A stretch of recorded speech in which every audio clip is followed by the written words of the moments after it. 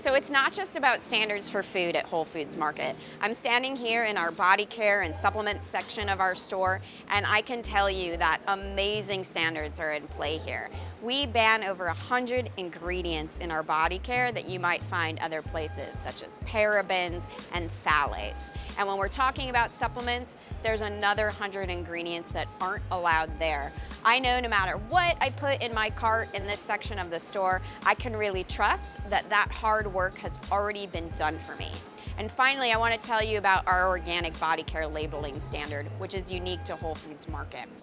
Body care doesn't have to be third-party certified in order to make an organic claim like food. But in our stores, it does.